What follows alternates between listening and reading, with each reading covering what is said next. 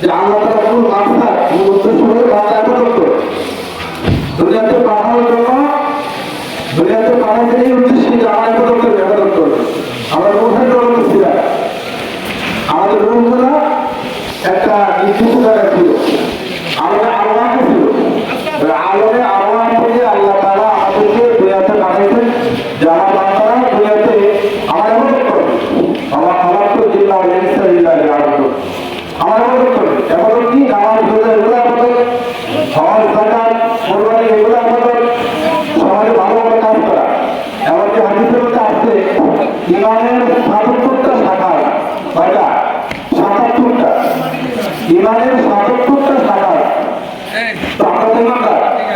সর্বনিম্ন শাখাটা হলো যে রাস্তার থেকে কষ্টদায়ক কোনো বস্তু এটা হয় না।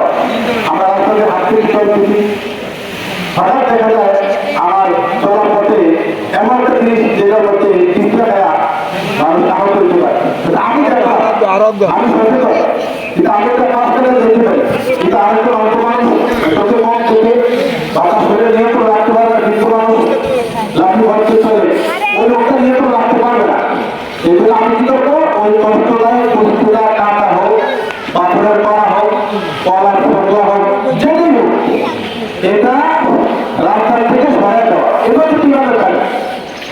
আমরা কিন্তু ইমানদার, সুতরাং এটা কি মানব কল্যাণের কাজ। এগুলো আমাদের করতে হবে। এগুলো ছোট ছোট কাজ, কিছু ছোট ছোট কাজ আছে, এগুলোর দ্বারা আল্লাহ তাআলার দরবারে আল্লাহ তাআলার কাছে বান্দার মর্যাদা অনেক উঁচু হয়ে চলে যাবে। কাজ ছোট, কাজটা ছোট, কিন্তু আমি আপনি যদি সেটাকে এই ছোট কাজটা যদি আমি করতে পারি, এটা এই কাজটা আল্লাহ তাআলার কাছে বিরাট মহৎ কাজ। ছায়াদার ফলদার গাছের নিচে এই জায়গাটা পরিষ্কার রাখা, প্রস্রাব না করা, তার মানে দেখা যায় গাছের নিচে বসতে না, এটা করা যেতে পারে। গাছের নিচে মানুষের একটু ছায়ার জন্য বসবে, তা আমি যদি প্রস্রাব করি লোকের জন্য তো মানুষ থাকতে পারবে না। এই জন্য ছায়াটা ফলওয়ালা গাছের নিচে প্রস্রাব না করা, জনসম্মুখে মসজিদের ঘাটলা বাড়ি যেখানে চলাফেরা করে এই সমস্ত জায়গায় প্রস্রাব না করা, কষ্টদায়ক বস্তু না ফেলা। এই যে একটা আমাদের কোরবানি, এই কোরবানি উপলক্ষে আমরা কোরবানির পরে পশু জবাই করার পরে গুরুত্বপূর্ণ কথা একটু খেয়াল করেছিলাম। পশু জবাই করার পরে আমার পশুর রক্ত, বর্জ্য, এই যে গোবর যা আছে সেগুলো তারা যাতে মানুষের কষ্ট না হয়। আমি শুধু গরু জবাই করার পরে মুসলিমের বাড়িতে চলে যাবো না, ওই জায়গাটা পরিষ্কার করে দেবে, এখানে দুর্গন্ধ না থাকে, মানুষ এখানে চলাফেরা করে। এগুলো একটা বিষয়, এগুলাই কাজ, এগুলো এবার কাজ, এগুলো তো এবার দিতে হয়। এটা জনকল্যাণের কাজ, এটা জনগণের কাজ। মানুষকে কষ্ট না দেওয়া, যেই কাজের দ্বারা মানুষ কষ্ট হয় সেই কাজগুলো না করা, এগুলো করতে হবে। তাহলে দেখা যায় আমাদের মসজিদের ঘাটলা আছে না, মসজিদের ঘাটলায় কোরবানি ঠিক আশেপাশে এখানে অনেক কোরবানি যায়, মসজিদের ঘাটলার মধ্যে এমন কিছু জিনিস, ওই যে গরুর ঘর, সেই ঘরটা যেগুলো দ্বারা মুসলিমের কষ্ট হয়, এগুলো আমরা করবো না, এগুলোতে বিরত থাকবো।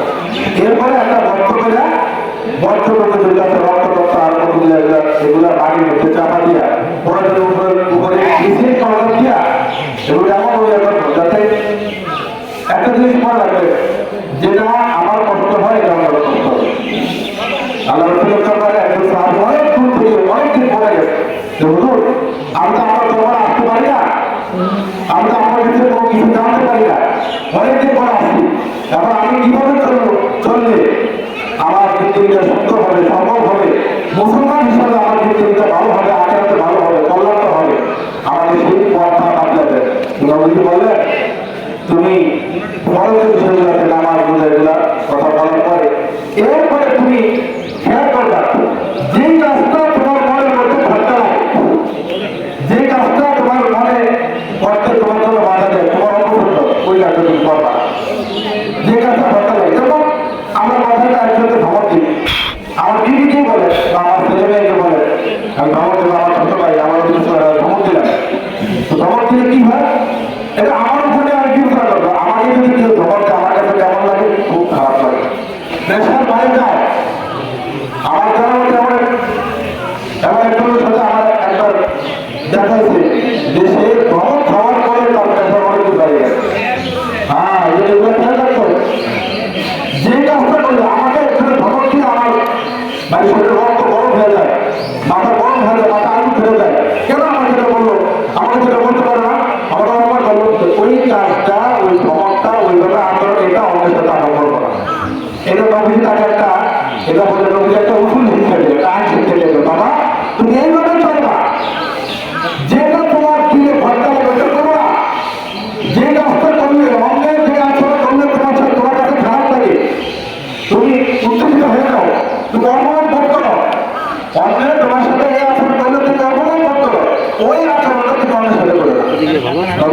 থেকে দূরে সেই গা থেকে আসছে সেই গা থেকে শিক্ষা দিতে। সুতরাং আমাদেরকে ভাই আমরা কত কিছু থাকতে পারে, এটা মানুষ আজকে গাড়ি করে কিন্তু যদি থাকতে পারে থাকতে পারে। এজন্য আমরা আগের জন্য কিছু করি, নানা জন্য করতেছি আমাদের যারা করে, যারা আমার ধরে নেই, আমি অনুরোধ করবো যে আজকে থেকে নিয়োগ করেন, আজকে থেকে আর একটু নামাতে পারবো না। এর পাশাপাশি মানুষের কল্যাণে মানুষের সাথে ভালো আচরণ করা, প্রথমত নিজের ঘর থেকে, নিজের ঘরের বাবা মা থাকে এদের সাথে বকুল্লা কলম আলুরা বকুল্লা কলম সাজিদা, কিন্তু আমাদের সাথে মুরব্বী সাথে যারা আছে, প্রয়োজন যারা আছে এদের সাথে মাতৃত্ব ব্যবহার করো, সুন্দর ব্যবহার করো, সুন্দর আচরণ করো বাবা সাথে। এইভাবে যারা আছে আমার গুরুত্ব থাকে। এরপরে আমার অধীনস্থ ছোট যারা আছে নন্দী বলছে যার মধ্যে কি করার একদম নাই, সে আমার উপরে বলছে না কি করার একদম কি বড়দেরকে চেষ্টা করতে হবে। যারা আমার বড় আমার বাবা আমার দাদা মামা ভালু হইতে সমাজে যারা বড় আছে মুরব্বী এদেরকে শ্রদ্ধা করতে হবে। এরপরে ছোট যারা আছে এরা আমাদের কাছে স্নেহ করা, তাদেরকে স্নেহ আদর দিতে হবে, তাদের সাথে ভালো আচরণ করতে হবে, তাদের সাথে সুন্দরভাবে কথা বলতে হবে। এদেরকে কোন কথা বইলা এদের বড় কষ্ট দেওয়া, মানুষের বড় কষ্ট দেওয়া না করতাম। আর হচ্ছে আলেমের দাবি করা, এগুলো যদি না থাকে যদি খুব শক্ত কথা বলছে।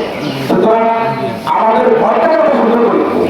আসলে আজ থেকে আমরা এগিয়ে চলে যাই, কিন্তু যে আমাদেরকে আপনি বন্ধুবান্ধবের সাথে ভালো আচরণ, বন্ধুবান্ধবের সাথে খোলাখুলি না খেতে চলে না বুঝতো খা বেশি খা কোক খা এই কর কেক খা এই কর সেই কর, বন্ধুবান্ধবের সাথে ভালো আচরণ, সহপাঠী যারা এদের সাথে ভালো আচরণ, কিন্তু ঘরে গেলে খারাপ এরা কিছু মানায়।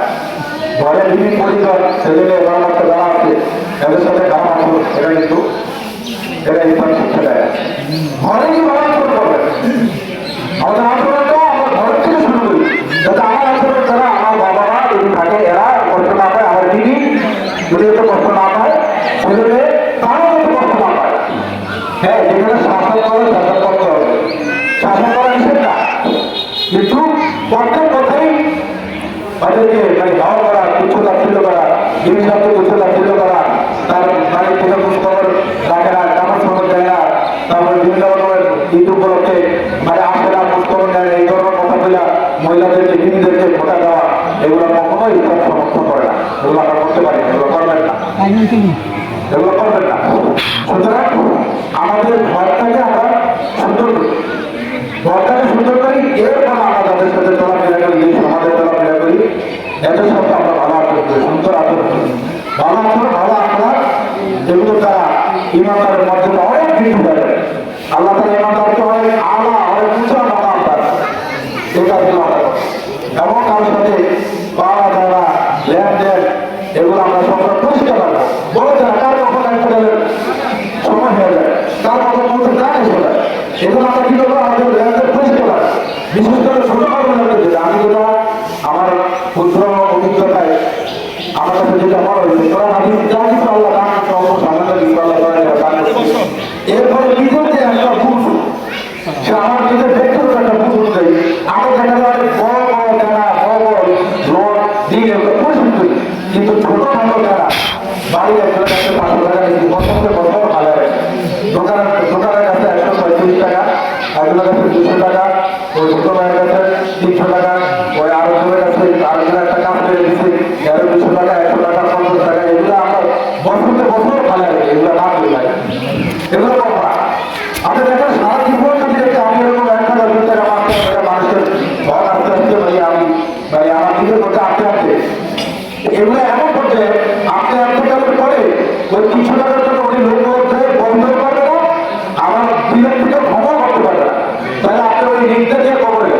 এগুলো ছোটখাটো ঋণ সম্পর্কে সতর্ক, আমাদের উপমহাদেশের বড় বড় আনন্দ মনে করতে পারে, তাই ছোটখাটো ঋণ বড় ঋণ তুমি যদি না হয় না, এটা তোমার ছেলেদেরকে আমার বাবার 50,000 টাকা ওরা দিয়েছি, কিন্তু আপনি যে দোকানে 200 টাকা, 100 টাকা, 50 টাকা, 60 টাকা, 30 টাকা রাস্তায় বাইকে মারা গেছে, দোকানদার লোক বলতে পারবে না, আমার ক্ষমা করতে হবে না, কিন্তু ওইটা দিকটা আপনি ঋণ করবেন।